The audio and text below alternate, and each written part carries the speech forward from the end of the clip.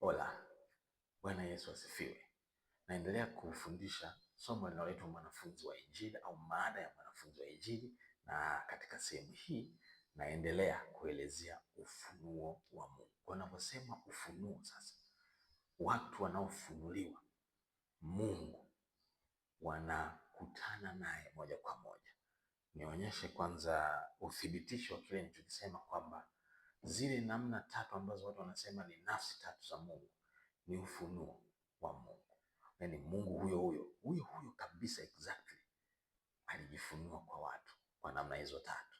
Nithibitishe tu hapa, alafu nitaendelea kuonyesha namna nyingine nyingi ambazo Mungu alijifunua kwa watu. Alijifunua kwa Musa.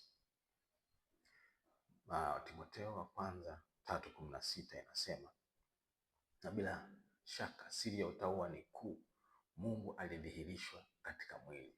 Kudhihirishwa huko maana alifunuliwa, alikuwa revealed in the flesh. Alifunuliwa akawa mwili, akajulikana kuwa na haki katika roho, akaonekana na malaika, akahubiriwa katika mataifa, akaaminiwa katika ulimwengu, akachukuliwa juu katika utukufu. Kwa Mungu alijifunua katika mwili, ambaye ni nani? Ni Yesu. Kwa hiyo Yesu ni ufunuo wa Mungu katika mwili, sio nafsi inayojitegemea. Hamna complication baada ya hapo. Unajua moja kwa moja tu ni Mungu yule yule alitokezea hapa duniani akatoa mwili.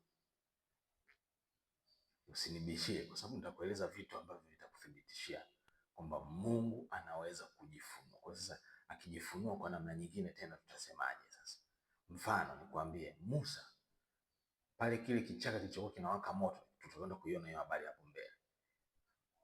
Ilikuwa ni ufunuo wa Mungu. Mungu alijifunua kama malaika.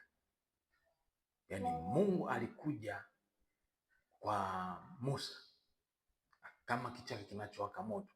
Kisoma kwenye Waebrania inaelezea hiyo habari ya kile kichaka. Yule malaika ni Mungu, aliweka jina lake katika yule malaika, likamfunua Mungu kwa Musa kwa namna ambayo ilikuwa na mguso ambao hauna ubishi. Kwa Musa hakubishana nayo tena. Kwa Mungu alijifunua kwa namna kama ya malaika. Tunasemaje hapo? Ni nafsi ya ngapi hiyo? Alijifunua mara nyingi sana tena kama malaika. Alijifunua hapa kwa Musa. Alijifunua kwa kina Manoa na mke wake ambao walimzaa Samsoni. Alijifunua kwa yule bwana, sio Samsoni, kuna Samsoni na Gideoni. Kwa Gideoni alijifunua kama malaika. Ni Mungu yule alijifunua, yaani alifanya presentation kwa kutumia malaika. Alijifunua namna hiyo. Alijifunua kwa Abraham. Unafikiri kwa nini? Kwa nini Yesu alisema kwamba Abraham ukisoma katika Yohana sura ya 8, kuna mahali anasema Abraham aliiona siku yangu naye alifurahi. Kwa nini Yesu anasema hivyo? Siku aliiona lini? Yesu alimtokea Abraham jangwani, na Abraham aliona watu watatu. Wale watu watatu walivyokuja, Abraham alikuwa yaani ndani yake kulikuwa na homing device iliyomwelekeza kwamba hawa sio watu tu wa kawaida, lakini Biblia inasema walikuwa watu watatu. Kwa hiyo wale watu watatu walipofika kwa Abraham, akawakaribisha, akawatengenezea chakula, wakakaa pale wakala. Huyo mmoja wao sasa, ambaye ni Bwana Yesu, alijifunua kama malaika, kama mtu. Lakini hapo alikuwa hajazaliwa duniani, alijifunua, alitwaa mwili tu ukaonekana kama mwili, akamwambia Abraham mambo ya uzao wa mtoto wake ambaye ni Isaka. akaeleza mambo mengi pale, akaondoka na wale watu wengine wawili wakaondoka. Wale watu watatu wakaondoka. Kumbuka ni watu watatu. Walivyoondoka wale watu watatu, wakafika karibia na mpakani sasa wa Sodoma na Gomora, na hapo ambapo Abraham alikuwa anaishi. Yule mmoja akaanza kuongea na Abraham, anasemaje? Na ni Mungu, yani ni Bwana. Kwenye Biblia kule inaonyesha kabisa ni Bwana akasema na Abraham. Ni yule mtu, lakini ni Bwana. Mungu alijifunua kwa mfano wa mtu kabisa. Akaanza kusema na Abraham kwamba je, nimfiche Abraham mambo ambayo anakwenda kuyafanya huko Sodoma na Gomora, given kwamba Abraham atakuwa ni baba mataifa mengi? Basi akaanza kuengage na Abraham. Wameongea na Abraham pale, anajibishana na huyo mtu, anajibishana naye kama Mungu kabisa. Ngoja tu nikasome hapo, naona nisikunyime huo uhondo hapo. Ni Mwanzo sura ya 18. Kwa hiyo tutayasoma, hii inafurahisha sana. Anasema kuanzia mstari wa kwanza. Sasa Bwana akamtokea Ibrahim, lakini ni Abraham ndio sahihi. Abraham karibu na mialoni ya Mamre, alipokuwa ameketi mlangoni pa hema yake mchana wakati wa hali. Nani huyo? Bwana alimtokea Abraham.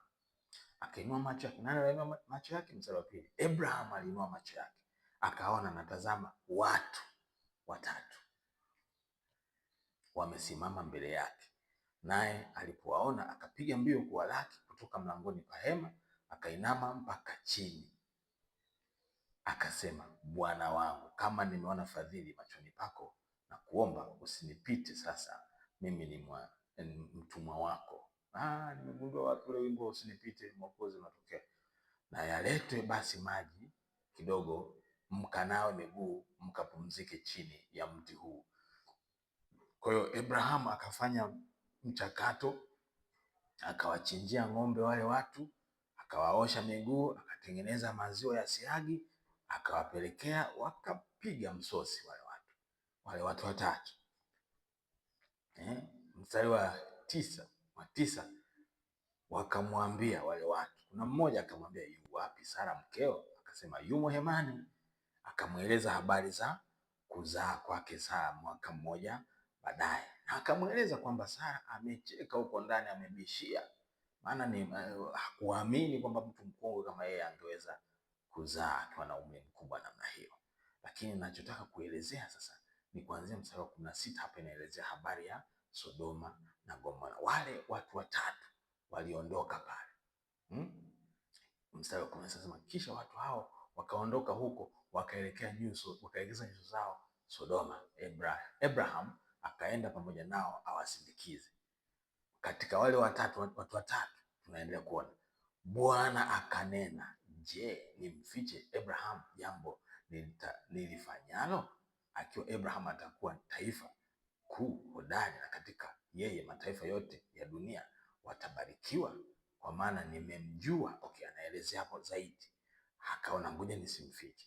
Bwana akasema, kwa kuwa kilio cha Sodoma na Gomora kimezidi na dhambi zao zimeongezeka sana, basi nitashuka sasa nione kama wanayotenda ni kiasi cha kilio kilichonijilia, na kama sivyo nitajua. Basi wale watu wakatoka huko wakaenda Sodoma, lakini Abraham alikuwa akali akisimama mbele za Bwana. Abraham akakaribia akasema, je, utaharibu mwenye haki pamoja na mwovu? Kwa alisimama mbele za Bwana. Bwana alijidhihirisha kwa Abraham. Abraham akamuona Bwana, akamuona live, akaongea naye, na maongezi yake yalikuwa marefu kweli. Anamwambia utaangamiza 50, utaangamiza 45, utaangamiza 30, mpaka ilipofika utaangamiza 10. Na anaongea naye yani kwa muda mrefu tu. Bwana tu alikuwa amepause tu hapa, anamsikiliza, anamwambia hapana, sitaangamiza hao. Sitaangamiza Sodoma na Gomora kwa ajili ya watu hao 10. Sitaangamiza kwa ajili ya watu hao sijui 5. Sitaangamiza. Ni Bwana. Kwa ule pale ulikuwa ni udhihirisho wa Mungu. Alijidhihirisha sio kwa kuzaliwa duniani, alijidhihirisha kama mtu, lakini ni mwili usiokuwa wa damu na nyama.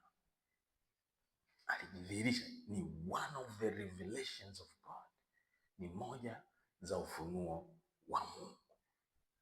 Unaona? Kwa hiyo ziko nyingi, yaani Mungu anajifunua kwa watu kwa namna nyingi sana, kwa namna nyingi sana Mungu anajifunua kwa watu. Alipojifunua katika mwili kwa kuzaliwa kabisa kama mwanadamu, sasa akakaa hapa duniani kwa miaka yote ile 33 aliyoishi hapa duniani. Alitwaa mwili kabisa, mwili wa damu na nyama, sio mwili kama ule aliokuja nao mbele ya Abraham ambao haukuwa mwili unaoharibika. Kwa hiyo nikuthibitishie kitu kimoja hapa katika Kutoka sura ya 6 mstari wa 2 na wa 3, na nitabadilisha kidogo maneno hapo. Badala ya kusema Yehova nitasema Yawe, kwa sababu Yehova kumbe ni jina lililobuniwa tu hivi siku za karibuni. Jina la kweli hapo litakiwa liwe Yawe. Kisha Mungu akasema na Musa akamwambia, mimi ni Yawe, nami nilimtokea Abraham na Isaka na Yakobo kama Mungu Mwenyezi. Kwa kimombo anasema like the Almighty God. Yaani oh haleluya, alijitokeza mzima mzima, lower down ile revelation yake, alijitokeza hivyo hivyo, bali kwa jina langu Yawe sikujulikana kwao. Kumbe ile jina Yawe nalo ni ufunuo wa Mungu. Wenyewe wanasema ni Yadhe Vadhe, ni ufunuo wa Mungu. Lile neno lile halina consonants, wanasema ni consonant, halina a e i o u, zile herufi za katikati.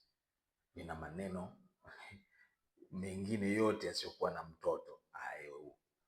Okay. Mungu anajifunua kwa namna tofauti, ni ufunuo wa Mungu. Ni Mungu anajifunua kwa namna tofauti kwa watu tofauti. Kwa hiyo listi ni ndefu, nitaendelea